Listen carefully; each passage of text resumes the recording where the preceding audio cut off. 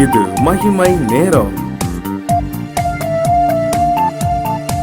பிதாவாகிய தேவனாலும் கர்த்தராகிய இயேசு கிறிஸ்துவினாலும் உங்கள் எல்லாருக்கும் கிருபையும் இரக்கமும் சமாதானமும் உண்டாவதாக. இந்த நாளின் செய்திக்கு ஆதாரமாக நான் எடுத்துக்கொண்ட வேத வசனம் மார்க்கு 3 25 வசனம். 25 சில வசனங்களை நான் வாசிக்கிறேன். ஒரு வீடு தனக்கு தானே விரோதமாக பிரிந்திருந்தால் அந்த வீடு நிலை நிற்க மாட்டாதே. சாத்தான் தனக்கு தானே விரோதமாக எழும்பி பிரிந்திருந்தால் அவன் நிலை நிற்க மாட்டாமல் அழிந்து போவானே. பலவானை முந்தி கட்டினால் ஒழிய ஒருவனும் பலவானுடைய வீட்டுக்குள் புகுந்து அவன் உடைமைகளை கொள்ளையிடக்கூடாது.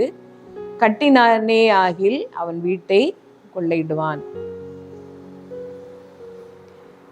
தனக்குத்தானே விரோதமாக பிரிந்திருக்கிற எந்த குடும்பமும் பாழாய்ப்போம். இயேசு கிறிஸ்து ஒரு குடும்பத்தின் ஆசீர்வாதத்துக்காக சொன்ன ஒரு முக்கியமான ஒரு கருத்து, நம்முடைய குடும்பத்திலே ஒரு ஒற்றுமை காணப்பட வேண்டும். தனக்குத்தானே விரோதமாக நாம் பிரிந்திருந்தால் அந்த குடும்பம் பாழாய்ப்போம். ஒரு குடும்பம் கட்டப்பட வேண்டுமானால் அந்த வீட்டிலே ஒரு ஒற்றுமை இருக்க வேண்டும். ஒருவரை ஒருவர் நேசிக்கிற ஒரு அன்பு இருக்க வேண்டும். இதற்கான பெரிய பொறுப்பு பெற்றோரின் கையிலே தான் இருக்கிறது. பிள்ளைகளுக்குள்ளே பகையை உண்டாக்கி சின்ன வயதுல இருந்தே அவனை விட நீ நல்லவன், அவளை விட நீ கெட்டியாக செய்கிறான், நீ கெட்டிக்காரி, அவன் செய்கிறது தப்பு இல்லை, தம்பி செய்கிறது சரியில்லை, அண்ணன் செய்கிறது நன்றாக இல்லை என்று சொல்லி ஒப்பிட்டு பேசி பிள்ளைகளுக்குள்ளாலேயே ஒரு வேற்றுமையை வளர்த்து கடைசியிலே அவர்கள் முழு விரோதிகளாக மாறின பின்பு ஒன்றும் செய்யாமல் தவித்து கொண்டிருப்பார்கள். ஒற்றுமை ஒரு குடும்பத்தின் ஆசீர்வாதத்திற்கு மிக முக்கியமான ஒரு காரியம். வேதத்துல நாம் பார்க்கும் பொழுது ஈசாக்கு ரெபேக்காள் தம்பதிகள் அந்த பிள்ளைகள் பிரிந்து போவதற்கும் அந்த பிள்ளைகள் ஒருவரை ஒரு பகைப்பதற்கும் பெரிய காரணங்களாக இருந்தார்கள். ஒருபோதும் அப்படி செய்யாமல் பட்சபாதம் இல்லாமல் பிள்ளைகளை ஒன்று போல நடத்தி பிள்ளைகளுக்குள்ளால் ஒரு அன்பை விதைக்கிற பெரிய பொறுப்பு பெற்றோரின் கையிலே இருக்கிறது.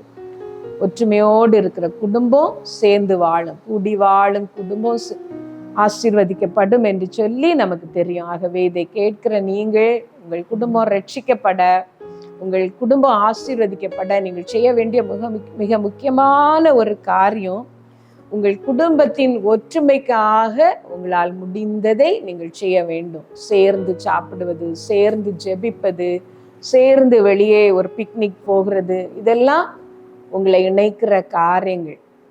குடும்பத்தை ஒருவரோடு ஒருவர் இணைத்து வைக்கிற ஒரு பெரிய காரணி எதுவென்றால் அன்பு தான். அன்பனும் கட்டினால் நீங்கள் ஒருவருக்கொருவர் நீங்கள் கட்டப்பட்டிருக்க வேண்டும்.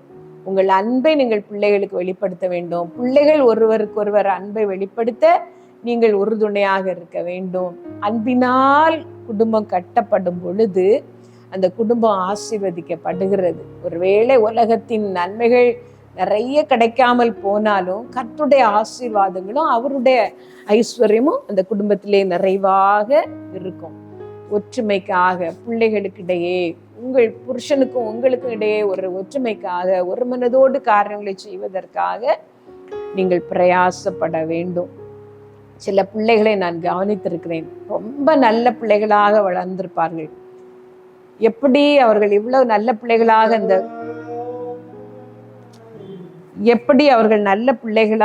இந்த பொல்லாத சந்ததியிலே அவர்கள் வளர்ந்தார்கள் என்று கவனித்து பார்த்தால் அவர்கள் பெற்றோர் ஒரு மனம் உள்ளவர்களாக இருப்பார்கள். தாயும் தகப்பனும் சேர்ந்து பிள்ளைகளுக்கு ஆலோசனை சொல்வார்கள். என் பிள்ளை உன் பிள்ளை என்று அங்கே பங்கிடாமல் பிள்ளைகள் திருந்த வேண்டிய காரியத்திலே 2 பேரும் ஒரு மனமாக நின்று பிள்ளைகளை வழி நடத்தும் பொழுது பிள்ளைகள் கீழ்ப்படுகிறார்கள். மாத்திரமல்ல, கர்த்தருக்கு உகந்த பிள்ளைகளாகவும் அந்த பிள்ளைகள் வளருகிறார்கள். ஒரு மனம் ரொம்ப அவசியம். அன்பு மிக மிக அவசியம்.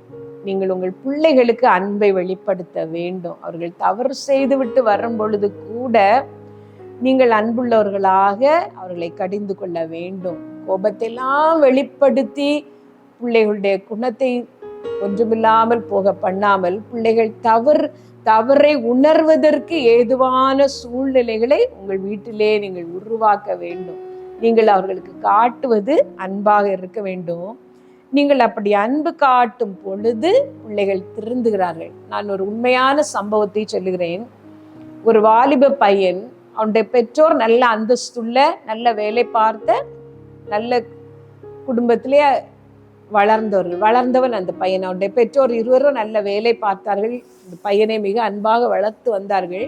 ஆனால் வாலிப வயதிலே அவன் கெட்ட நண்பர்களோடு சேர்ந்து குடிக்கிறவனாக அவன் மாறிவிட்டான். பக்கத்து தோப்புகளிலெல்லாம் போய் தேங்காய் வெட்டுவது, இப்படிப்பட்ட கெட்ட குணங்களை எல்லாம் அவன் பழகி கொண்டான்.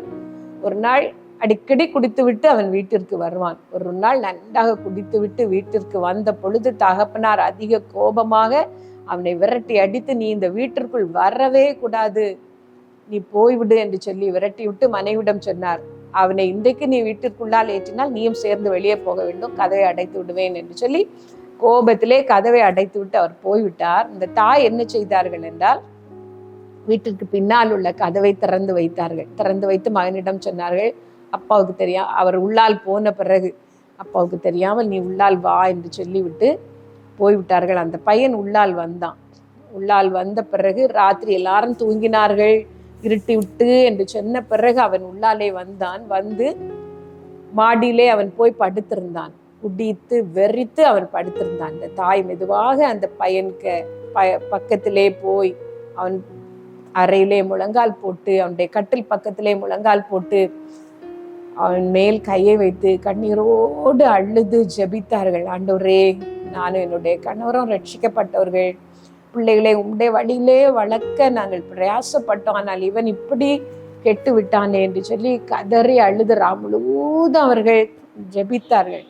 ராத்திரி பார்க்கும் பொழுது அந்த பையன் கொஞ்சம் போதை தெளிந்தவனாக விழித்து பார்க்கும் பொழுது தாய் அழுது கொண்டிருந்தார்கள்.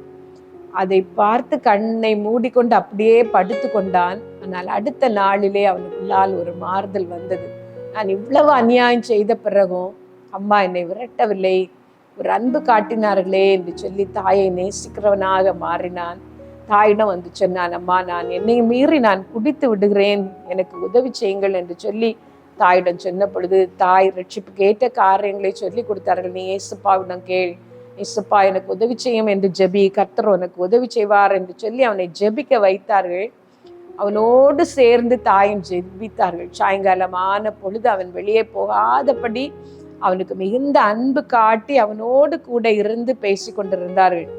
கர்த்தருக்குள்ளால் அன்பினால் அவனை நடத்தினார்கள். அவன் ரட்சிக்கப்பட்டு ஆண்டவருடைய பிள்ளையாக மாறினான். அன்புக்கு ஒரு வல்லமை உண்டு. இயேசு கிறிஸ்து சொன்ன இந்த வசனத்திலே, பலவானை முந்தி கட்டினால் ஒழிய, உங்கள் பிள்ளைகளை, உங்கள் கணவரை பலவான் பிடித்து வைத்திருக்கிறான், அந்த அந்தகார ஆவி பிடித்து வைத்திருக்கிறது என்றால் நீங்கள் அன்பு காட்டி ஜெபிக்க வேண்டும் அவர்களுக்காக. நீங்கள் ஜெபிக்கும் பொழுது அவர்கள் மாறுகிறார்கள். கர்த்தர் கிரியை நடப்பிக்க ஏதுவாக இருக்கும்.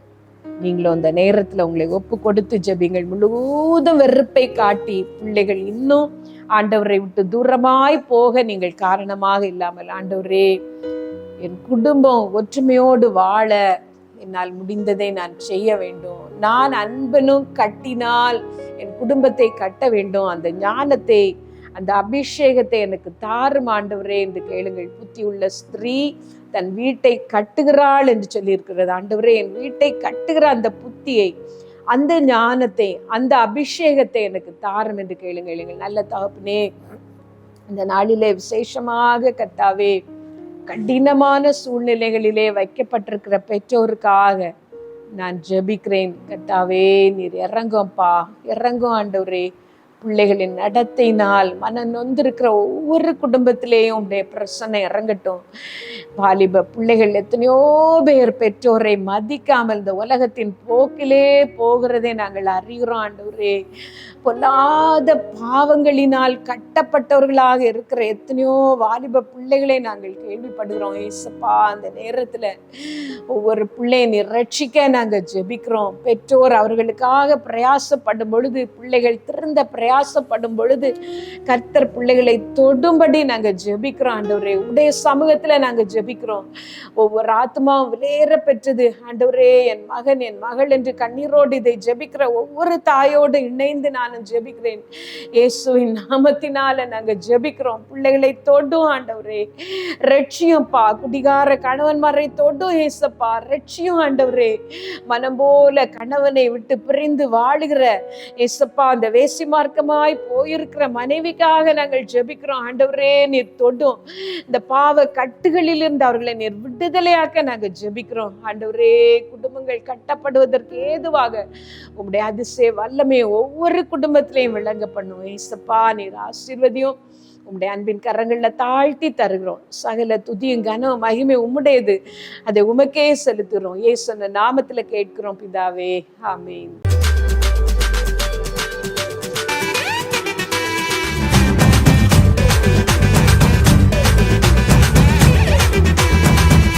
மகிமை மகிமை